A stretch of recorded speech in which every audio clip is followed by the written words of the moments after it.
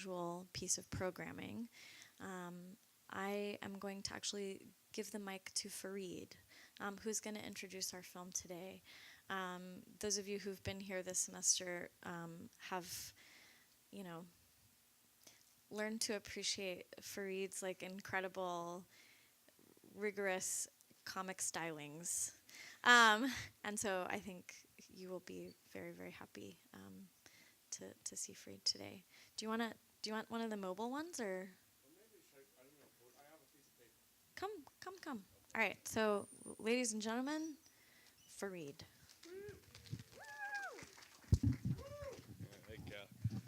That's the palpable enthusiasm that I think is apropos of a filmmaker like Lars von Trier.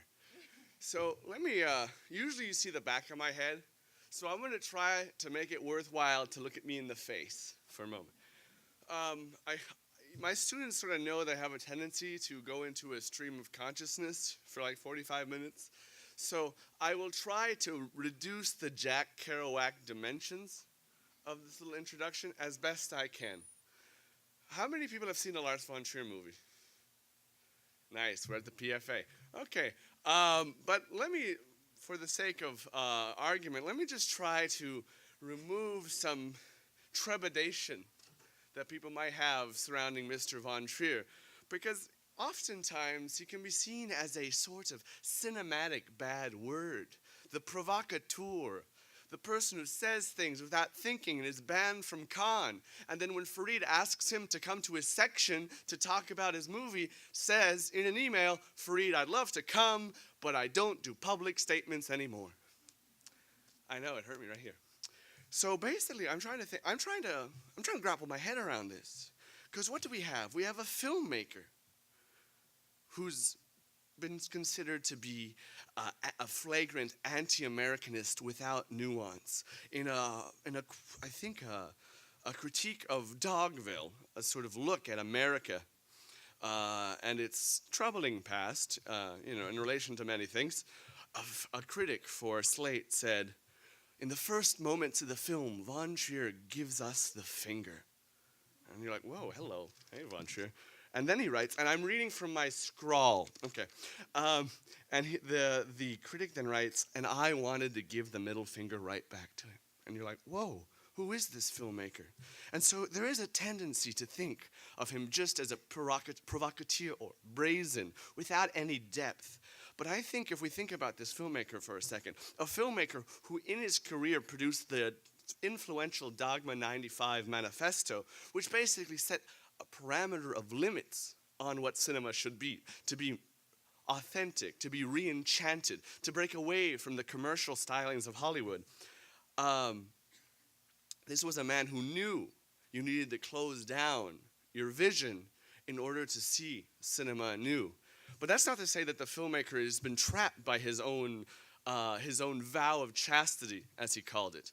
No, in fact, you could see him already playing with it in some of his comedies where typically, just as a side note, Dogma 95 is all about authenticity, sort of no ADR, all natural light. And in a comedy he made in the last decade, someone said, life is a Dogma 95 film. That's right. You can't understand all the dialogue, but it's important.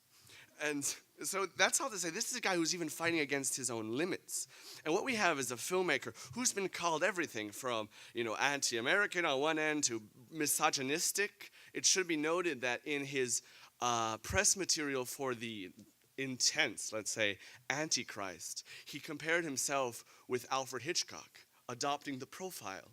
And there was a black bird at his feet.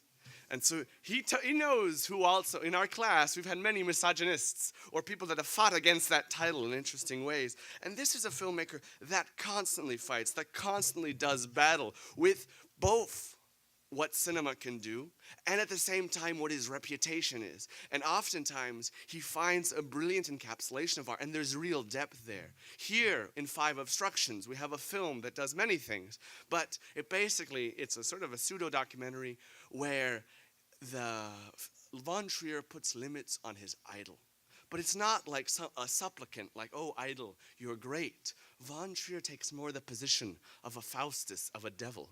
He wants to push him, and he wants to push us as viewers. Push us to see, and that's to say this is not a man who is all about sort of clinical experimentation. There is no better, I'd say, within the auteur canon, modern master of tragedy than Von Trier. He understands catharsis. His films are all about experimentation, yes, formally, thematically, but they're always about the visceral impact. And so here you have a film. It has many depths. It goes from the political. It re-injects a seeming cold art film from the 60s about the human body, non-political, non-geographic, forces the filmmaker to bring that art film into a center of poverty. And in so doing, we start to realize that what Von Trier is not a practitioner of a certain principle. I love my voice, by the way. I'm going all Citizen Kane on you.